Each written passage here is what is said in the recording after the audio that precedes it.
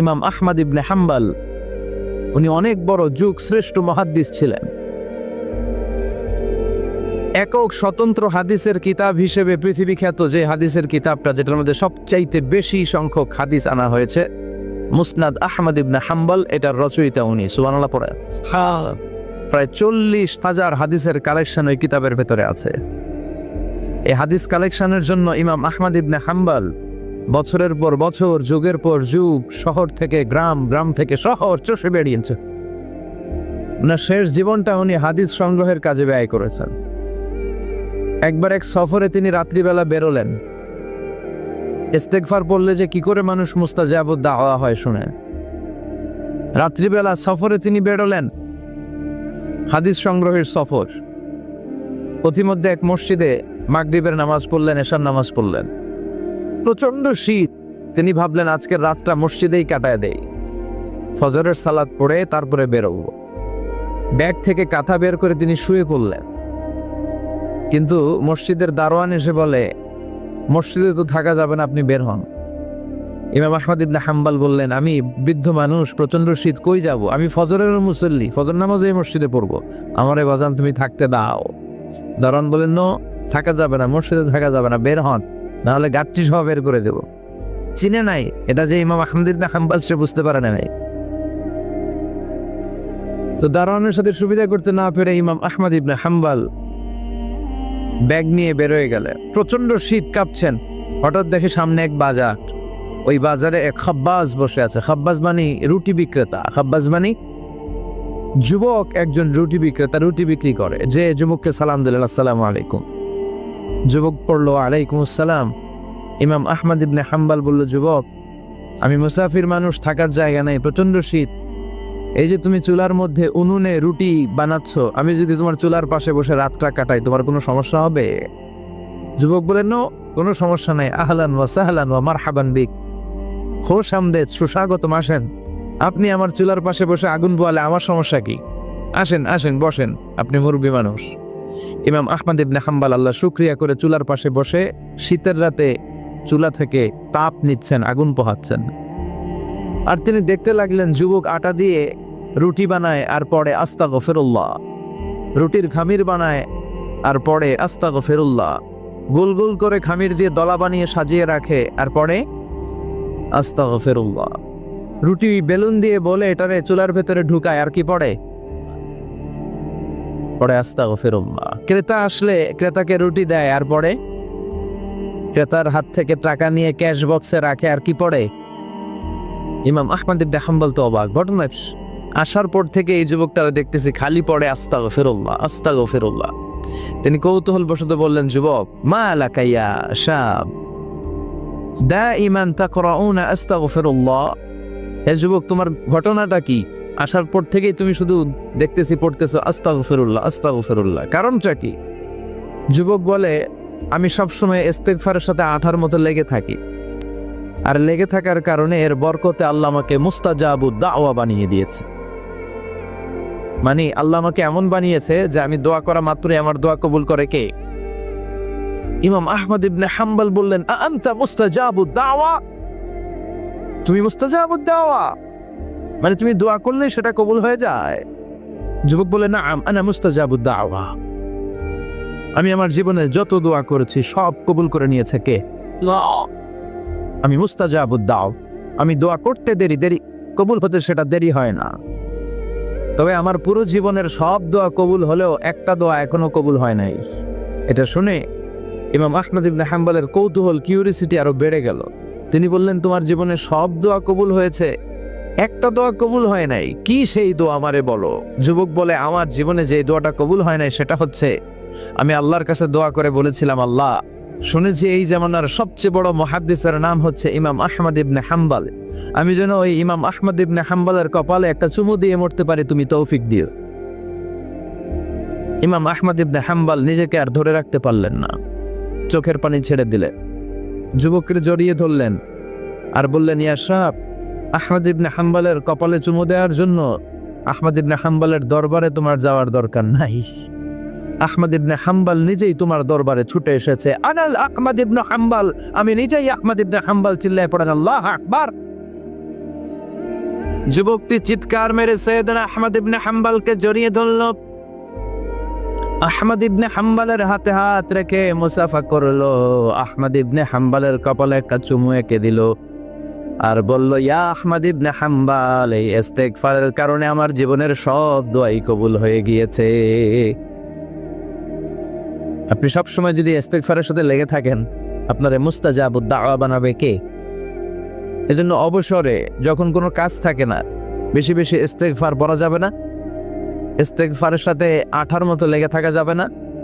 আওয়াজ করে পড়েন আস্তাগফিরুল্লাহ, আরো জোরে পড়েন আস্তাগফিরুল্লাহ, আরো জোরে পড়েন আস্তাগফিরুল্লাহ। আল্লাহ আমাদের ইস্তেগফার তুমি কবুল করো। আরো জোরে পড়ি আমিন। আসুন আমরা আল্লাহর নামের 3টা তাকবীর পড়বো। 3টা তাকবীর পড়ে আমরা কোরআনের তাফসিরের দিকে যাব। আমি পড়বো লিল্লাহি তাকবীর, আপনারা পড়বেন আল্লাহু আকবার। আওয়াজ করে পড়তে হবে। আল্লাহ বলেছেন রাব্বাকা ফাকাব্বির, তোমার রবের নামের বড়ত্বের ঘোষণা দাও। আমার সাথে সাথে পড়েন আল্লাহু আকবার, আল্লাহু আকবার, আল্লাহু আকবার। 2 দিন ব্যাপী 34তম ওয়াজ ও দোয়ার মাহফিল, শিকারপুর দারুল কোরআন জিলানিয়া সিনিয়র মাদ্রাসা। প্রতিষ্ঠাতা আমার মরহুম মাগফুর নানা ভাই শাহ মোহাম্মদ গোলাম সাদেক সাঈদী রাহিমাহুল্লাহ, পীর সাহেব আড়াইবাড়ি দরবার শরীফ, কুমিল্লা। আল্লাহ ওনার কবরটাকে তুমি জান্নাতুল ফেরদাউসের বাগান বানাও। আজকের প্রোগ্রামের সভাপতি হযরত মাওলানা গোলাম পরওয়ার সাঈদী আরাফাত, আমার সম্মানিত মামা শ্বশুর, পীর সাহেব আড়াইবাড়ি দরবার কুমিল্লা। আল্লাহ ওনাকেও তুমি ইসলামের জন্য কবুল করো, আমিন। আজকের দ্বিতীয় রজনী, গতকাল কথা বলেছে আমার আরেক নানা ভাই অধ্যক্ষ গোলাম সরওয়ার সাঈদী, পীর সাহেব আড়াইবাড়ি দরবার। কথা বলেছে ডক্টর আবুল কালাম আজাদ বাশার সাহেব, মুহাদ্দিস, মদিনাতুল উলুম কামিল মাদ্রাসা। কথা বলেছেন মাওলানা মোহাম্মদ নুরুজ্জামান সাহেব। সব বড় বড় ওলামা একরামদেরকে এখানে দাওয়াত দেওয়া হয়, এটা খুব ভালো একটা সিদ্ধান্ত। দ্বিতীয় রজনীতে আজকে আমরা কথা বলছি। আমার আগে কথা বলেছেন মুফতি আনম মাইনুদ্দিন সিরাজি, সাবেক অধ্যক্ষ চান্দিনা আলামিন কামিল মাদ্রাসা। কথা বলেছে হাফেজ মুসলিউদ্দিন সাহেব। যারাই এখানে কথা বলেছে তাদের কথাগুলো যেন আল্লাহ আমরা আমল করতে পারি, তৌফিক দাও। এই মাদ্রাসাকে তুমি হেদায়েতের মার্কাজ হিসেবে কবুল করো। এই মাদ্রাসার গভর্নিং বডিতে যারা আছে, অভিভাবক মণ্ডলীর সদস্য যারা আছেন, এই মাদ্রাসাকে যারা ভালোবাসেন, যারা মাদ্রাসার জন্য কাজ করেন, ভালো চিন্তা করেন, আল্লাহ সবাইকে তুমি কবুল করো। আসুন আমরা সরাসরি কোরআন থেকে কিছু কথা শুনি। আমি শারীরিকভাবে আজকে একটু অসুস্থ।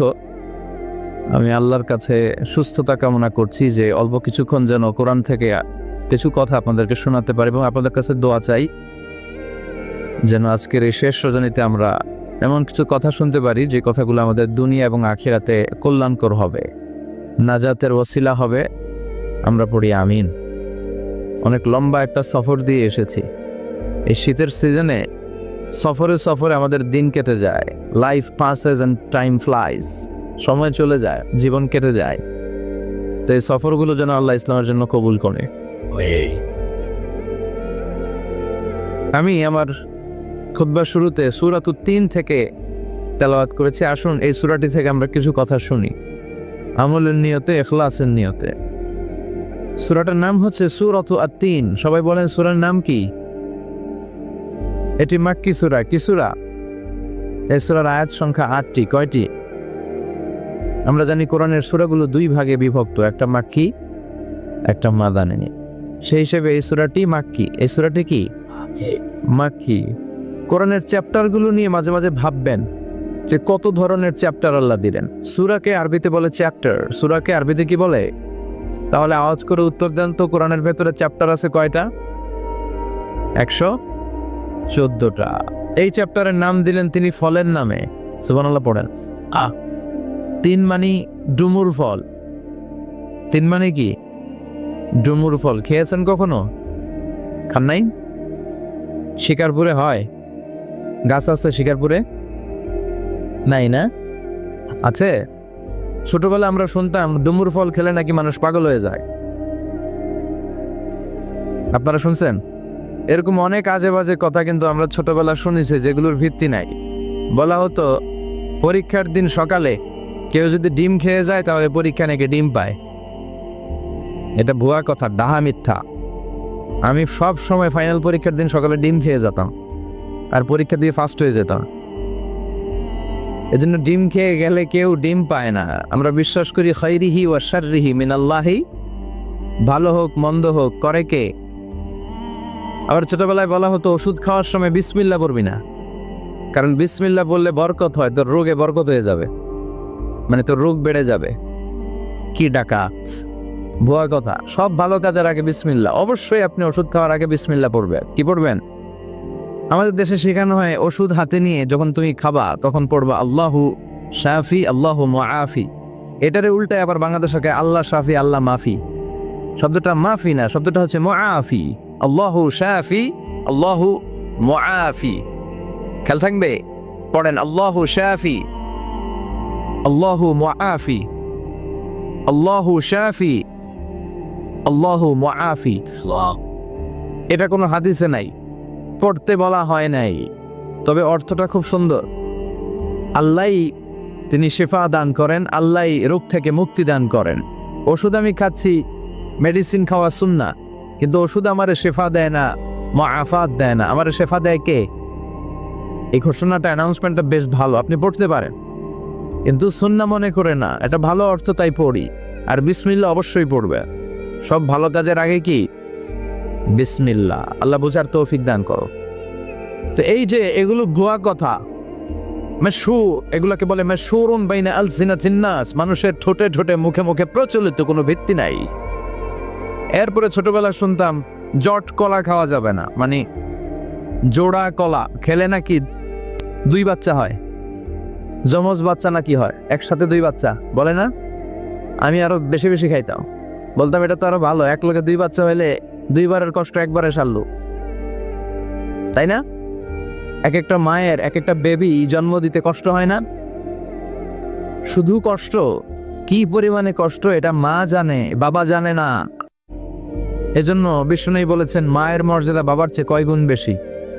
আবার আল্লাহ বলেছেন হামালাতু উম্মুহু, বাবা তোমার পেটে ধরে নাই, পেটে ধরেছে কে? ওয়াহানান আলা ওয়াহান, ব্যথা কষ্ট জ্বালা পেইন বাবা সহ্য করে নাই, করেছে কে? অফিসালহু ফি আমাইন, 2 বছর তোমারে বাবা দুধ খাওয়ায় নাই, দুধ খাওয়ালো কে? মায়ের এক ধার দুধের দাম কাটিয়া গায়ের চাম, পাপস বানাইলেও ঋণের শোধ হবে না, এমন দরদি ভাবে কেউ হবে না আমার মাগো, এমন দরদি ভাবে কেউ হবে না আমার মাগো। ঠিক কিনা? বিষ্ণু বললেন লাউ কাতাতা জিলদাক, গায়ের চামড়াগুলো কেটে কেটে রোদে শুকিয়ে যদি মায়ের পায়ের 2টা জুতাও বানিয়ে দাও, ছোটবেলা যে দুধ খেয়েছো সেটার 1 ঢোক দুধের শোধ আদায় হবে না।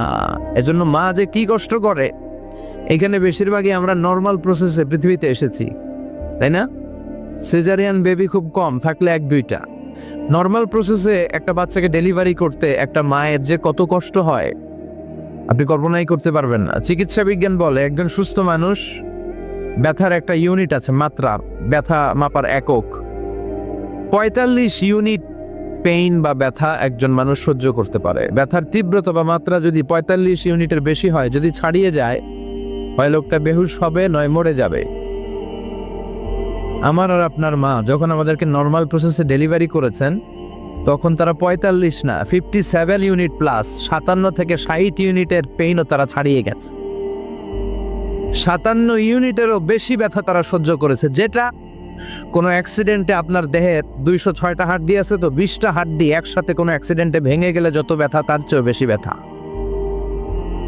এজন্য মায়ের মনে কষ্ট দেয়া যাবে, মায়ের মনে কষ্ট দিয়ে জীবনে কেউ সফল হতে পারে নাই।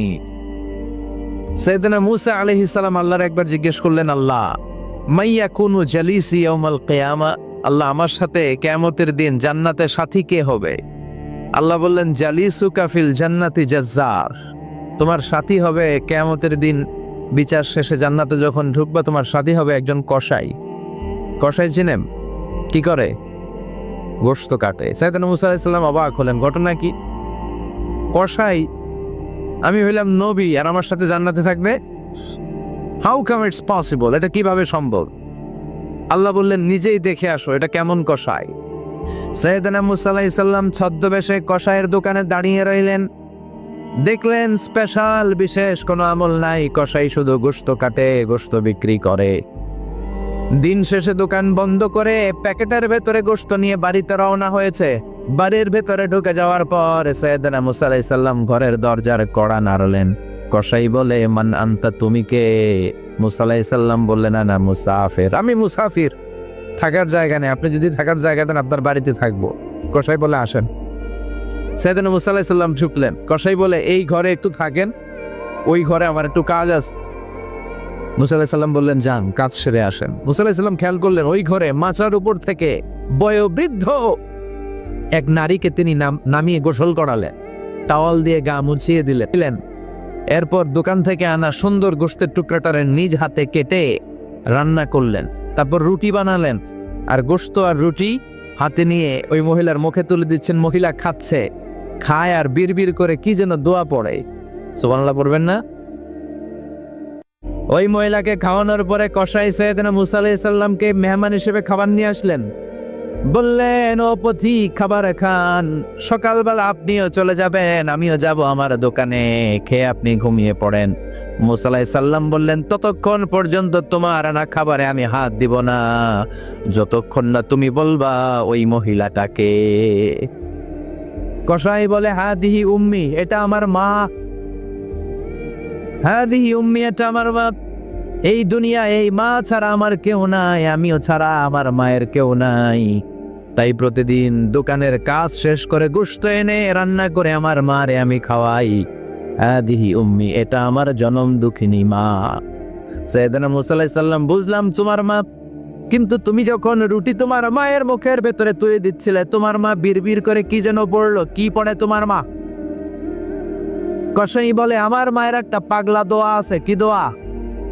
আমি জানি কঠিন কালে এই দোয়া কবুল হবে না। আবেগের বশবর্তী হয়ে প্রতিদিন আমার মা আমার খেদমতে আমার উপর এত সন্তুষ্ট হয়ে যায়, এত খুশি হয়ে যায়। আমার মা প্রতিদিন বলতে থাকে, আল্লাহুম্মা জাআল ইবনি জালিসা মুসা ইয়াউমাল কিয়ামা। ও আল্লাহ, আমার ছেলের খেদমতে আমি এত সন্তুষ্ট, আমার ছেলের উপর আমি এতটাই রাজি খুশি। শুনেছি এই জামানার সবচাইতে বড় পয়গম্বর, বনি ইসরাইলের সবচাইতে বড় নবী, ওই নবীর নাম নাকি মুসা। ও আল্লাহ, আমি এত কিছু জানি না, এত কিছু বুঝি না, এত কিছু জানি না, তোমার দরবারে শুধু একটাই চাওয়া, একটাই ফরিয়াদ, তুমি আমার ছেলেরে কিয়ামতের দিন মুসার সাথে হাসর নসিব করে দিও। আমার ছেলে কসাই ছেলেটারে তুমি মুসার জান্নাতের সাথী বানিয়ে দিও। আল্লাহুম্মা জাআল ইবনি জালিসা মুসা ইয়াউমাল কিয়ামা, জালিস মানে ফ্রেন্ড, বন্ধু। আল্লাহ, জান্নাতে আমার ছেলে তুমি মুসার বন্ধু বানিয়ে দিও।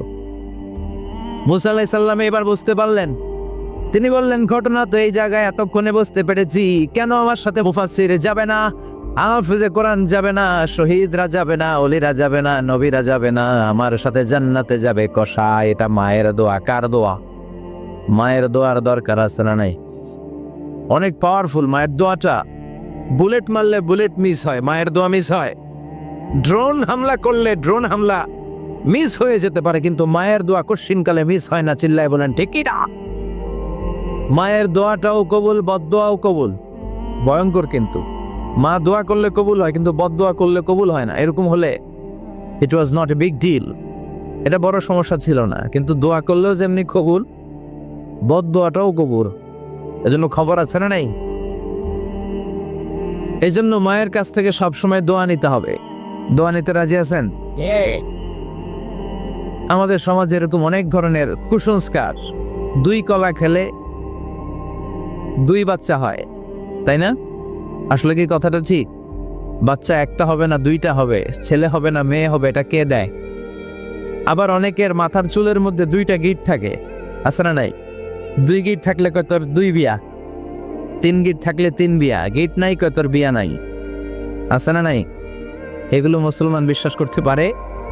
মুসলমান বিশ্বাস করে একজনকে, তিনি কে? তো এই 3 ফল এটা খেলে মানুষ পাগল হয়ে যায় না, এটা স্বাস্থ্যকর একটা খাবার। বাংলাদেশের 3 আর আরব দেশের 3-এর পার্থক্য আছে। আরব দেশের 3 খুব সুস্বাদু। তো এই 3-এর নামে আল্লাহ একটা সূরা দিলেন। সূরার নাম হচ্ছে সূরাতুত তিন। সূরার নাম? এরকম অনেক নামে আল্লাহ সূরা দিয়েছেন, খেয়াল করে দেখবেন। মানুষের নামে সূরা দিয়েছেন, সূরাতুল ইনসান, সূরাতুন নাস। আবার ইন্ডিভিজুয়াল 6 জন পুরুষ মানুষের নামে সূরা দিয়েছেন, 6 জন নবীর নামে, একজন অলির নামে। সূরা হুদ, সূরা ইউসুফ, সূরা ইউনুস, সূরা মুহাম্মদ, সূরা ইব্রাহিম, সূরা নূহ, আছে না নাই? আবার সূরা লোকমান, আছে না নাই? মানুষের নামে সূরা, তাই না? তো 7 জন পুরুষের নামে সূরা, আর মাত্র একজন নারীর নামে আল্লাহ সূরা দিলেন। বলেন তো এই সূরাটার নাম কি? মারিয়াম। তো রেশিওটা কম হয়ে গেছে না? পুরুষ 7 জন, নারী একজন। নারীরা যাতে রাগ না করে, নারীদেরকে বুঝ দেওয়ার জন্য আল্লাহ সব নারীদের নামে আলাদা একটা সূরা দিলেন। সূরার নাম? তার মানে আল্লাহ নারীকে খুশি রাখতে চায়, বিশ্বনবীও নারীদেরকে খুশি রাখতে চায়। আমার অনেকে বলে, হুজুর আপনি নারীদের পক্ষে কথা বলেন বেশ। আমি সবার পক্ষেই বলি, যার যেটা অধিকার তাকে সেটা দিতে হবে, ঠিক কিনা? নারীরা সম্মানিতা, তাদেরকে সম্মান দিতে হবে। বিশ্বনবী তাদেরকে সম্মান দিতে, মায়েশাকে বিশ্বনবী সবসময় আগে সালাম দিতে। সুবহানাল্লাহ পড়েন। খাদিজা রাদিয়াল্লাহু তাআলা আনহাকে আল্লাহ তাআলা আরশের উপর থেকে সালাম পাঠিয়েছেন। এজন্য নারীদেরকে সালাম দিবেন বেশি বেশি। ঘরে সুখ শান্তি নাই, অনেকে বলে ঘরটা নাকি জাহান্নামের টুকরা, কারণ সালাম নাই। সালাম মানে শান্তি। সালাম মানে কি? সালাম সালাম হাজার সালাম সকল শহীদ স্মরণে, আমার হৃদয় রেখে যেতে চাই তাদের স্মৃতির চরণে। পড়েন আমিন। সালাম মানে, চিল্লায় বলেন। জান্নাতীরা যখন জান্নাতে ঢুকবে, ফেরেশতারা জান্নাতীদেরকে কি বলবে? সালাম, শান্তি। Enter the paradise with peace and security. শান্তি এবং নিরাপত্তার সাথে জান্নাতে ঢুকে যা। এজন্য ঘরটারে শান্তিময় বানাতে চাইলে সালাম দিতে হবে। কি দিতে হবে? আজ থেকে স্ত্রীকে সালাম দিবেন তো ইনশাল্লাহ। পড়েন। আমার মাইকের আওয়াজ যদি বোনদের কানে যায়, মাদের কানে যায়, আপনাদেরও বলি, আপনারাও আগে আগে সালাম দিবেন। এই দৃশ্য বাচ্চারা দেখলে বাচ্চারাও সালাম শিখবে, ঠিক কিনা? মা খাদিজার ব্যাপারে আল্লাহ বলেছেন, জিব্রাইল তুমি যে খাদিজার আমার পক্ষ থেকে সালাম দিয়ে দাও, আর খাদিজারে বলে দাও জান্নাতে খাদিজার জন্য এমন ঘর আমি প্রিপেয়ার করে রেখেছি, যেই ঘরের ভিতরে কোনো নয়েজ নাই, কোনো আওয়াজ নাই, কোনো ডিস্টার্ব নাই, আছে শান্তি। সুবহানাল্লাহ। কারণ বিশ্বনবীর জন্য খাদিজা নিজের ঘরটার এরকম নয়েজহীন, কোলাহল মুক্ত, শান্তিময় করে রেখেছিলেন। বিশ্বনবী কোলাহলপূর্ণ দাওয়াতি কাজ শেষ করে যখন ঘরে যেতেন, কলিজাটা ঠান্ডা হয়ে যেত। বিশ্বনবীর জন্য এমন একটা ঘর রেখেছিলেন মা খাদিজা, ওই ঘরে বিশ্বনবী যখন প্রবেশ করতেন, বাইরে যত মারপিট হয়েছে, মারামারি হয়েছে, কাফেরদের যত অত্যাচার সহ্য করেছে, ঘরে ঢোকার সাথে সাথে নবী সব ভুলে যেতে। এত মায়া, শান্তি, প্রশান্তির ঘর খাদিজা বানিয়েছিল। এজন্য আল্লাহ বলেছে, জিব্রাইল খাদিজারে বলো, খাদিজার জন্য এমন জান্নাত আমি রেখেছি, যেই জান্নাতে কোনো সাউন্ড নাই, আওয়াজ নাই, ডিস্টার্ব নাই, কোলাহল নাই, কোনো নয়েজ নাই। চিল্লায় পড়েন আল্লাহু আকবার। এজন্য মায়েরা খাদিজার জীবনী থেকে শিক্ষা, স্বামীর জন্য ঘরটারে প্রশান্তিপূর্ণ করে রাখবেন। প্রশান্তির একটা জায়গা যেন হয়। কানের কাছে এসে বেশি বেশি ঘ্যান ঘ্যান করেন না। ঘরে ঢুকলেই চাল নাই, ডাল নাই, এটা লাগবে, ওইটা লাগবে, ছেলের ওইটা লাগবে। আস্তে আস্তে অনেক স্বামী হার্ট অ্যাটাক করে স্ত্রীর কারণে, জানেন ঠিক কিনা? ভাই কয় ঠিক, সবাই ভুক্তভোগী। কমন পড়ে গেছে। দুই পক্ষরেই বললাম, স্বামীরাও সালাম দিবেন, স্ত্রীরাও দিবেন। সালাম মানে শান্তি। তো ঘরটারে শান্তি দিয়ে ভরে দিবে কে? আর একে অপরের প্রতি শ্রদ্ধাবোধ রাখবে। তো নারীদেরকে খুশি করার জন্য আল্লাহ সূরা দিলেন, সূরাতুন নিসা। প্রাণীদের নামে অনেক সূরা আছে, সূরাতুল বাকারা আছে না নাই? বাকারা মানে কি? গাভী। গাভীর দুধ খাবেন। বিষ্ণু বলেছেন, গরুর গোশত খেয়েও কম, দুধ খেয়েও বেশি। আলাইকুম বিআলবানিল বাকার, তোমাদের উচিত গরুর দুধ খাওয়া। ফাইন্নাহা তুরাম্মু মিনাল আশজার, কেননা গরুর দুধ এটা হচ্ছে সবুজ ঘাস আর পাতার নির্যাস। ফিলাবানিহা শিফা, গরুর দুধে আছে শিফা। ও ফি লুহরুমিহা দা, গরুর গোশতে আছে রোগ। গোশতে আছে কি? গরুর গোশত খাইলে রোগ বাড়ে না? অনেক ডাক্তার আছে, এরা সিরিয়াল নেয় না, যারা গরুর গোশত খায় বেশি। বলে লাল মাংস যারা খাবে এরা যেন আবার সিরিয়াল না দেয়। আছে না নাই? বিশ্বনবীর খাবারের তালিকায় দুধ ছিল। বিষ্ণু বলতেন বেশি বেশি দুধ খেও। এবং বিষ্ণু বলেছেন মায়েরা যেন তাদের বাচ্চাদেরকে দুধ খাওয়ায়। মায়ের বুকে প্রথম যে দুধটা আসে এটাকে বলে শাল দুধ। এটা বাচ্চার জীবনের প্রথম প্রাকৃতিক টিকা। সুবহানাল্লাহ পড়েন। আমরা কত টাকা দিয়ে দামি দামি টিকা দেই, কিন্তু প্রথম টিকাটা আল্লাহ ফ্রি দিছেন। সুবহানাল্লাহ পড়েন। বাকারার নামে সূরা দিলেন, আনকাবুত মাকড়সার নামে সূরা দিলেন, নাহাল মৌমাছির নামে সূরা, নামাল পিঁপড়ার নামে সূরা। সুবহানাল্লাহ পড়েন। এইভাবে আপনি খুঁজলে কোরআনের চ্যাপ্টারগুলো যে কত সুন্দর সুন্দর নাম দিয়ে আল্লাহ দিয়েছেন, তারই ধারাবাহিকতায় আজকের সূরাটির নাম দিয়েছেন আল্লাহ একটা ফলের নামে। কিসের নামে? 3 ফলের নামে। সূরার নাম কি? সাইয়েদনা বারা ইবনে আযিব রাদিয়াল্লাহু তাআলা আনহু বর্ণনা করেন, বুখারীর বর্ণনা। তিনি বলেন, সামি'তু রাসূলুল্লাহ ইয়াকরাউ সূরাতাত তিন ফি সালাতিল ইশা। আমি বারা ইবনে আযিব রাদিয়াল্লাহু তাআলা আনহু এশার নামাজে বিশ্বনবীকে সূরাতুত তিন তেলাওয়াত করতে শুনেছি। কোন নামাজে? কোন সূরা পড়তেন? কোন নামাজে? কোন সূরা? মনে থাকবে? পড়বেন তো? তিনি বলেছেন, এশার নামাজে আমি বিশ্বনবীকে সূরাতুত তিন তেলাওয়াত করতে শুনেছি। ফামা সামি'তু আহসানা সাওতিন মিন সাওতি রাসূলিল্লাহ। আল্লাহ রাসূলের কণ্ঠের চাইতে এত মধুর কণ্ঠ আমার জীবনে শুনি নাই। বিশ্বনবী যখন তেলাওয়াত করতেন সাহাবাদের কলিজা ঠান্ডা হয়ে যেত। সাহাবারা মাঝে মাঝে খাবার না পেলে, ঘরে খাদ্য না থাকলে বিশ্বনবীর কাছে চলে আসতেন। এসে বিশ্বনবীর চেহারার দিকে তাকায় থাকতেন, ওনার কণ্ঠে তেলাওয়াত শুনতেন। বিশ্বনবীর তেলাওয়াত শুনলে চেহারার দিকে তাকায় থাকলে ক্ষুধার কথা তারা ভুলে যেতেন। কি কণ্ঠ ছিল বিশ্বনবী! অনেকে বলে সাইয়েদনা দাউদ আলাইহিস সালামের কণ্ঠ ছিল অনেক চমৎকার, এটা ঠিক, কিন্তু বিশ্বনবীর চাইতে বেশি সুন্দর না। আকাবা উপসাগরের তীরে বসে সাইয়েদনা দাউদ যখন তেলাওয়াত করতেন, সাগরের মাছগুলো সাগর ছেড়ে ডাঙায় চলে আসতো, বনের পশু বন ছেড়ে বাইরে আসতো, আকাশের পাখি আকাশ ছেড়ে দিয়ে নিচে নেমে আসতো। কিন্তু বিশ্বনবীর কণ্ঠটা এর চেয়ে বেশি সুন্দর ছিল। সুবহানাল্লাহ পড়েন। বিশ্বনবী সারাদিন যেই কোরআনের আয়াতগুলো নাজিল হয়েছে, প্রত্যেক রাত্রে এশার নামাজের পর ঘরের মধ্যে বসে বসে আয়াতগুলো তেলাওয়াত করতেন। আর মক্কার আবু জাহেল, উতবা, সাইবা, ওয়ালিদ ইবনে মুগীরা সবাই লুকিয়ে লুকিয়ে তেলাওয়াত শোনার জন্য বাড়ির চিপায় চলে আসতো। আবু জাহেল, উতবা, সাইবা এটা কি বিশ্বনবীর পক্ষের লোক না বিপক্ষের? বিপক্ষের লোক হয়েও নবীর কণ্ঠের তেলাওয়াত শোনার জন্য পাগল। তাইলে কণ্ঠটা কি নরমাল কণ্ঠ ছিল? যেন তেন কণ্ঠ ছিল? আবু জাহেল ছিল মক্কা শহরের প্রেসিডেন্ট। সে ঘোষণা দিয়ে দিত, কেউ মুহাম্মাদের কণ্ঠের তেলাওয়াত শুনবা না, শুনতে যেতে পারবা না। সবাইকে নিষেধ করে রাত্রিবেলা চোরের মতো নিজেই যাইতো। সুবহানাল্লাহ পড়েন। হজের মৌসুমে আবু জাহেল ঘোষণা দিয়ে দিল, খবরদার, মক্কায় ঢুকার যতগুলো গেট আছে সবগুলো গেটে তোরা দাঁড়ায় থাকবি, হাজিদেরকে বলবি মক্কায় নতুন একটা পাগল এসেছে, তার কথা যারা শুনে তারাও পাগল হয়ে যায়। নাউজুবিল্লাহ পড়া। তার কর্মী বাহিনী হজের মৌসুমে বিভিন্ন গেটে পাঠায় দিল। মক্কায় ঢুকার হাজিদের যত গেট, বিভিন্ন দেশ থেকে হাজিরা আসবে, কর্মীদেরকে বলে দিল তোরা বলবি এই এলাকায় নতুন এক পাগলের আমদানি হয়েছে, নাম মুহাম্মদ। পড়েন নাউজুবিল্লাহ। যারাই এই মুহাম্মাদের কণ্ঠের তেলাওয়াত শুনে তারাও পাগল হয়ে যায়।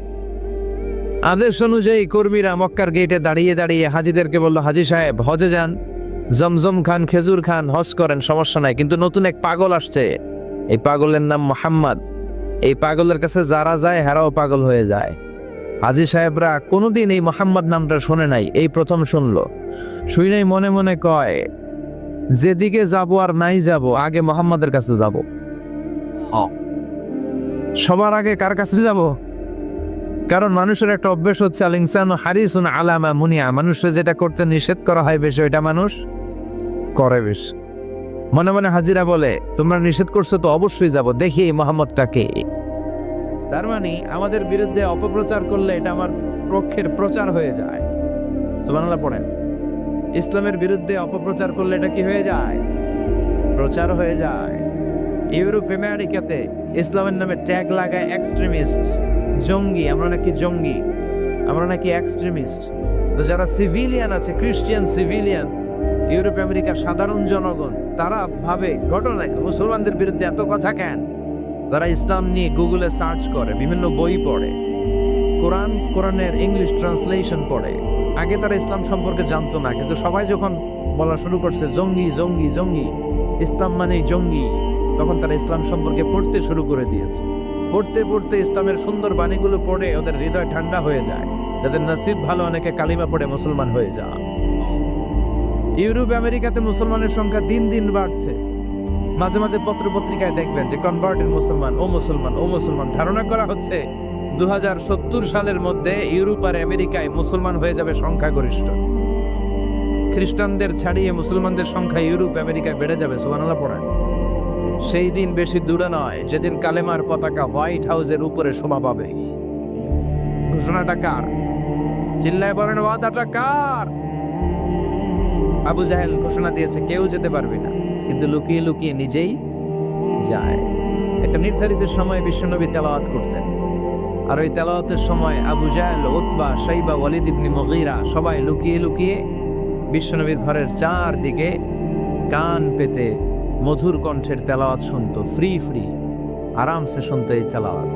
বিশ্বনবীর তেলাওয়াত যখন শেষ হয়ে যেত, এরা ভাগলপুর দিত দৌড়। ফিরে যাওয়ার রাস্তা থাকতো একটা, কয়টা? দেখা হয়ে যেত। একজন আরেকজনকে দোষারোপ করতো। আবু জাহেল বলতো, কিরে তোরা আসলি কেন? ওরা বলে, তুই এলি কেন? দিনের বেলা ভাষণ দেশ মোহাম্মদের বিরুদ্ধে, রাত্রেবেলা চোরের মতো তুই আসিস কেন?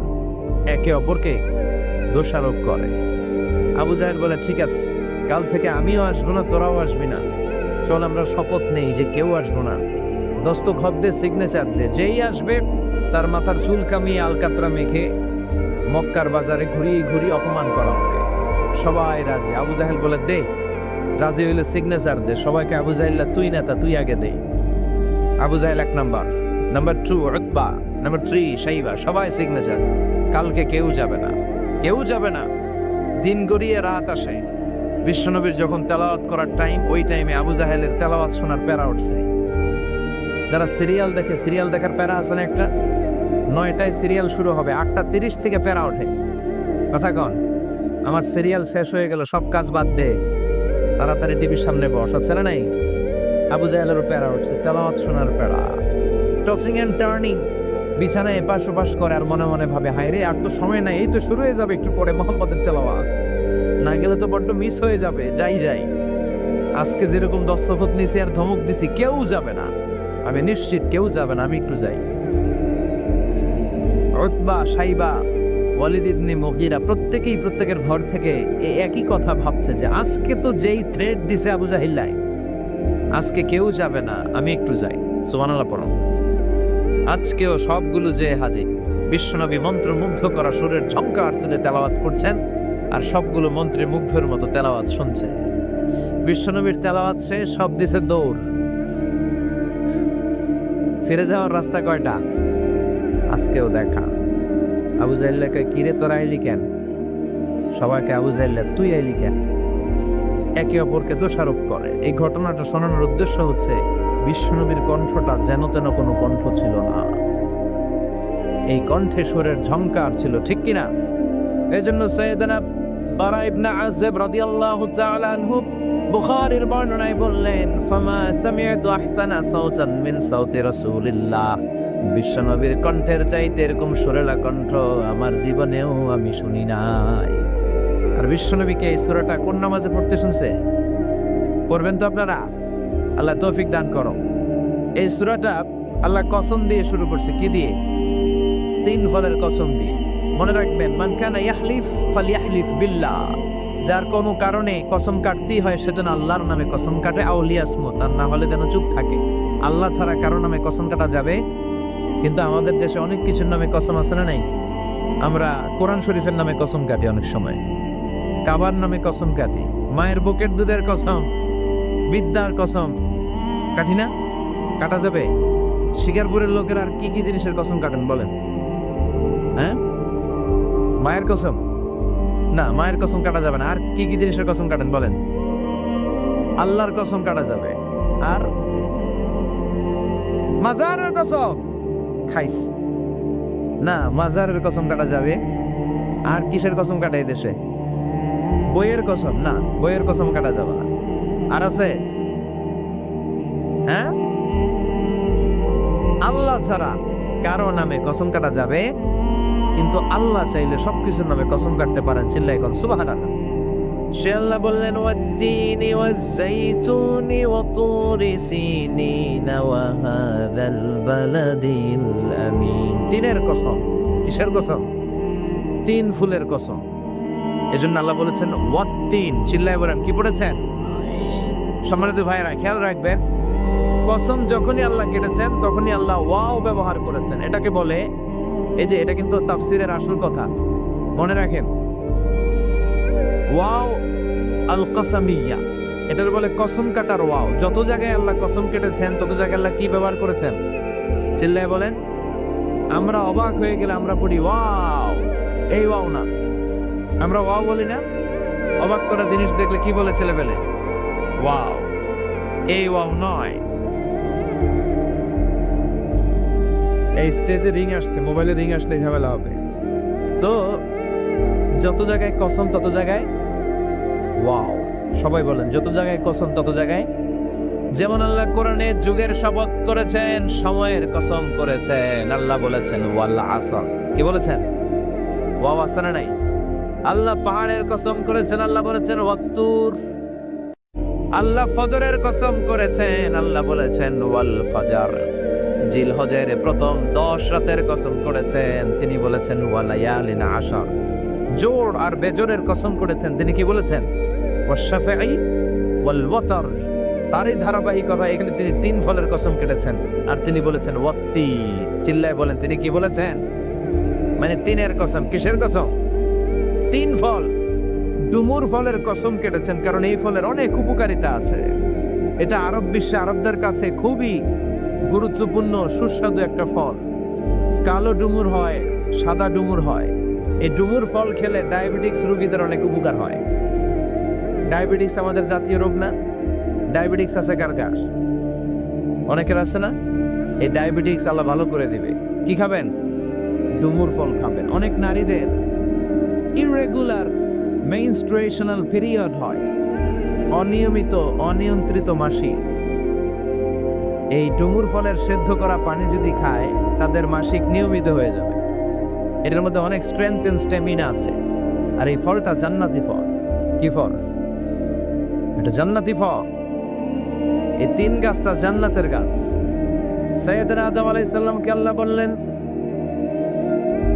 ওয়ালা তাকরাবা হাযিহি আশ-শাজারাতা ফাতাকুনা মিনাজ যালিমিন। ও আদম, তুমি আর হাওয়া মিলে জান্নাতে ঘুরো, জান্নাতে খাওয়া দাওয়া করো, যা মনে চায় করো, কিন্তু একটা নিষিদ্ধ গাছ আছে, ওই গাছের কাছে যাওয়া যাবে না। কার কথা?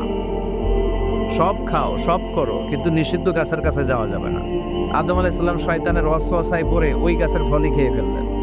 ওয়ালাকাদ আহিদনা ইলা আদম মিন ক্বাবলু ফানাসিয়া ওয়া লাম নাজিদ লাহু আজমা। আমি আদমকে স্পেশাল একটা অর্ডার করেছি, ওই অর্ডার আদম রক্ষা করতে পারে নাই। পারবে কেমন? আদম তো ভুলে গেছে। আদম আলাইহিস সালাম কি করছে? ভুলে গেছে। ভুল করে তিনি খেয়ে ফেললেন। শয়তানের ওয়াসওয়াসায় পড়ে শুধু আদমই খান নাই, হাওয়াও খেলেন আলাইহিমাস সালাম। খাওয়ার সাথে সাথে ওনাদের জান্নাতের পোশাকগুলো খুলতে আরম্ভ করলো, নেকেড হতে শুরু করলেন। আদম আর হাওয়া দুইজনই কি হতে শুরু করলেন? উলঙ্গ হতে শুরু করলেন। গায়ের মধ্যে আর জামা নাই। সম্মানিত ভাইয়েরা, এখানে শিক্ষণীয় যে বিষয়টা সেটা হচ্ছে শয়তানের কাজ, শয়তানের মিশন জান্নাতেও যেটা ছিল দুনিয়াতেও এটা। শয়তানের মিশন হচ্ছে আদম জান বনি আদমের দেহ থেকে কেমন করে কাপড় খোলা যায়, নারীদেরকে কেমন করে উলঙ্গ করা যায়। জান্নাতে যেমনি আদম আর হাওয়া আলাইহিস সালামের কাপড় শয়তান খুলেছে, দুনিয়াতেও শয়তান আমাদেরকে অশ্লীল বানাতে চায়। চিল্লায় বলেন ঠিক কিনা? এজন্য আমার মায়েরা, আমার বোনেরা, যাদের কানে আমার মাইকের আওয়াজ যায়, খবরদার, শয়তানের এই ওয়াসওয়াসায় ফাঁদে পা দেয়া যাবে না। শয়তান চেয়েছে জান্নাতে কেমন করে মা হাওয়ার কাপড় খুলে ফেলা যায়, দুনিয়াতেও শয়তান চায় কেমন করে আপনাদেরকে নেকেড বানানো যায়। ঠিক কিনা? বাংলাদেশে নারীদের কাপড় এখন দেহের মধ্যে বাড়ছে নাকি কমছে? আছি আমরা এখন জামানায়, লাজ শরম গেছে হারায়। ঠিক কিনা? পাতলা শাড়ির বাহার, পাখি ড্রেস লেহেঙ্গা পোশাক দেখে নারীর লাজে মরে যাই, হায় হায় আছি আমরা কোন জামানায়, লাজ শরম গেছে হারায়। ঠিক কিনা? পোশাক আশাক নারীদের খাটো হতে শুরু করেছে, এটা শয়তানের মিশন। এজন্য মায়েরা বোনেরা খবরদার, পোশাককে ছোট করবেন না, খাটো করবেন না, হেজাব পরবেন। এই হেজাবকে ফরজ করেছে কে? এই হেজাব আপনার অধিকার, আপনার অধিকার আপনি বুঝে নেন। হেজাব আপনার অহংকার, এই হেজাব হচ্ছে আপনার আভিজাত্যের প্রতীক। চিল্লায় বলেন ঠিক কিনা? নারী অধিকারের যারা কথা বলে, নারী আন্দোলনের কথা যারা বলে, তাদের কথায় কান দিবেন না। এরা বক্তব্যের মঞ্চে উঠে নারীর অধিকারের কথা বলে, কিন্তু তাদের ঘরে নারীরা বেশি নির্যাতিতা, তাদের ঘরের কাজের মেয়েগুলাই বেশি নির্যাতিতা। চিল্লায় কোন ঠিক কিনা? তারাই লোহা গরম করে কাজের মেয়েগুলোর পিঠে ছ্যাঁক দেয়, তারাই সুযোগ পেলে ধর্ষণে সেঞ্চুরি করতে দ্বিধাবোধ করে না। চিল্লায় কোন ঠিক কিনা? শয়তানের মিশন। জান্নাতে ছিল যেটা, দুনিয়াতেও এটা। পোশাক কি করে আলাদা করা যায়? এই জন্য হেজাব যেন আমরা ভুলে না যাই। হেজাব আপনার আভিজাত্যের প্রতীক, আপনার সৌন্দর্য, আপনার সম্ভ্রম, আপনার স্ট্যাটাস তো আপনার হেজাবের মধ্যে শোভা পায়। ঠিক কিনা? কিন্তু দিনকে দিন পোশাক ছোট হতে শুরু করেছে। নতুন নতুন অনেক পোশাক বেরোয় নারীদের। কি পোশাক আছে বলেন যদি একটা? হ্যাঁ, পাখি। আর কি আছে? লেহেঙ্গা আর কিরণমালা। আর এগুলো পরবেন না, হেজাব পরবেন। হেজাবে একটা নারীকে যত সুন্দর, রূপবতী, গুণবতী, সুস্নিগ্ধা লাগে, অন্য কোনো পোশাকে লাগে? আল্লাহ আমাদেরকে বোঝার তৌফিক দান করো। সৈয়দনা আদম আলাইহিস সালাম, হাওয়া আলাইহিস সালাম জান্নাতের ভেতরে যখন উলঙ্গ হয়ে গেল, লজ্জাস্থান ঢাকার জন্য জান্নাতের বিভিন্ন গাছের দিকে দৌড়ায়। দৌড়িয়ে দৌড়িয়ে যেই গাছের পাতা দিয়ে তারা সেদিন লজ্জাস্থান ডেকেছিল, ওই গাছের নাম ছিল তিন গাছ। কি গাছ? ওই দিনের কসম কোরআনে কেটেছে কে? সেজন্য আল্লাহ বললেন, ওয়াত-তিনি ওয়াজ-যাইতুনি ওয়া তুরি সিনিনা ওয়া হাযাল বালাদিল আমিন। সুবহানাল্লাহ পড়েন। তিনের কসম, জাইতুনের কসম। জাইতুন মানে জলপাই। আওয়াজ করে বলতে হবে। জাইতুন অর্থ খাইছেন? জলপাইয়ের আচার খাই না আমরা? জাইতুন মানে জলপাই, ইংরেজিতে বলে অলিভ। তবে আমাদের জলপাই আর আরব দেশের জলপাই একটু গুণগত পার্থক্য আছে। আরব দেশের জলপাই একটু ছোট হয়, আমাদের গুলা সাইজে বড় হয়। আরব দেশের জলপাই একসাথে অনেকগুলা খাওয়া যায়, আর আমাদের দেশের জলপাই আবার 2-3টার বেশি খাওয়া যায় না। অনেক টক না? এই 7টা জলপাই আর একটা 3, এই মিক্স রেশিওতে যদি আপনি রেগুলার খান, আপনার বার্ধক্য রোধ হবে, আপনার স্বাস্থ্য ভালো থাকবে। আলহামদুলিল্লাহ পড়েন। এই জাইতুন গাছগুলো আরব দেশে হিল ট্রাক্টস, পাহাড়ি এরিয়াতে হয়, শত বছর বেঁচে থাকে। বিষ্ণু বলেছেন, কুলু যাইতা ওয়াত্তাহিনু ফাইন্নাহা মিন শাজারাতিন মুবারাকা। বিষ্ণু বললেন, জাইতুনের তেল খাও, জাইতুনের তেল গায়ের মধ্যে দাও, জাইতুনের তেল মালিশ করো। জাইতুনের ভেতরে বরকত ঢুকায় দিয়েছে কে? জাইতুনের তেল দাড়িতে, চুলে মালিশ করলে দাড়ি চুল সহজে পাকে না। বিশ্বনবী সব সময় দাড়িতে চুলে জাইতুন মাখতেন। আমি নিজেও মাখি প্রতিদিন, আপনারাও মাখবেন। বাজারে পাওয়া যায়, যে বলবেন অলিভ অয়েল, কি বলবেন? অলিভ অয়েল বললে আপনাকে দিবে। স্পেনের, মেড ইন স্পেন, এদের অলিভ অয়েল ভালো। ফিলিস্তিনের যে অরিজিনাল অলিভ অয়েল, এটা ভালো, এটা খাওয়া যায়। তাম্বুতু বিদ্যুহুনি ও সিবগিল্লিল আকিলিন, এটার অনেক কাজ। খাওয়াও যায়, মালিশও করা যায়, জাইতুনের ডাল ভেঙে বেসওয়াকও করা যায়। সুবহানাল্লাহ পড়েন। বিশ্বনবী বললেন, নি'মাস সিওয়াকিয়াজ জাইতুন, জাইতুনের মেসওয়াক কতই না ভালো। ফাইন্নাহা সিওয়াকি ওয়া সিওয়াকুল আমবিয়াই মিন ক্বাবলি, কেননা আমি বিশ্বনবী নিজে জাইতুনের ডাল ভেঙে মেসওয়াক করি। আমার আগে লক্ষাধিক নবীরা সবাই জাইতুনের ডাল দিয়ে মেসওয়াক করেছে। সুবহানাল্লাহ পড়েন। আপনার দেহের ব্যাড কোলেস্টেরলের লেভেল কমে যাবে যদি জাইতুন আপনি খান। দাড়িতে মাখবেন, চুলে মাখবেন। আবার সালাদের মধ্যেও জাইতুনের তেল দিয়ে খাওয়া যায়, যদি এক্সট্রা ভার্জিন হয়। লেস দেন 1% অ্যাসিড দিয়ে এটাকে পিউরিফাইং করলে এটাকে বলে এক্সট্রা ভার্জিন। এরপর আরেকটা আছে ভার্জিন, 2% অ্যাসিড দিয়ে পিউরিফাইং করে। 3-4-5% অ্যাসিড দিয়ে পিউরিফাইং করলে ওটাকে বলে রিফাইন্ড পিওর। ওটা গায়ে মালিশ করবেন, বরকত আছে না নাই? এজন্য এই দুইটার কসম কোরআনে কেটেছে কে? এরপরে রব্বুল আলামিন বলেন, ওয়া তুরি সিনি,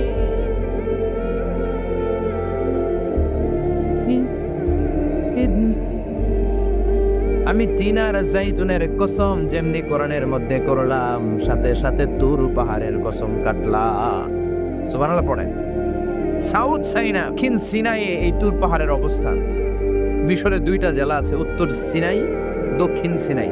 এই দক্ষিণ সিনাইতে 2285 মিটার উঁচু এই পাহাড়। সাইয়েদনা মুসা আলাইহিস সালাম এই পাহাড়ে উঠে কথা বলতেন কার সাথে?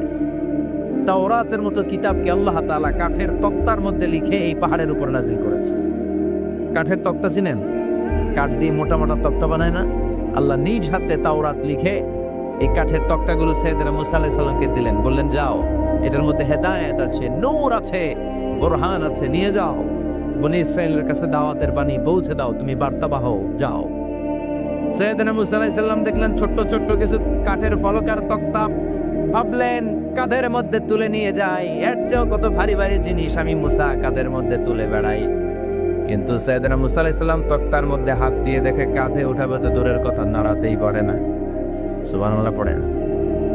কাঁধে উঠাবে তো দূরের কথা, কি করতে পারে না? নাড়াতেই পারে না। মুসা আলাইহিস সালাম ভাবলেন এদিক দিয়ে মনে হয় শক্ত, ওদিকে মনে হয় নরম, ওদিক দিয়ে ধরি, ওদিকে টান দেয়, ওদিকেও নড়ে না, মাঝখানে ধরে টান দেয়, নড়ে না। ঘটনা কি? এর চেয়ে কত বড় তক্তা কাঁধে লয়ে ঘুরি, আর এইগুলো নড়ে না কেন? আল্লাহ জিব্রাইলরে বলেন না একটু হেল্প করতে? আল্লাহ বললেন যাও, তোমারে হেল্প করতে কইছে। মুসা আলাইহিস সালাম বললেন ভাই জিব্রাইল তুমি এদিক দিয়ে ধরো, আমি ওদিক দিয়ে ধরি। আমরা এরকম ধরে বলি না মারো টান হেইও, এই দুজনে হেইও হেইও শুরু করছে, কিন্তু তক্তা নড়ে না।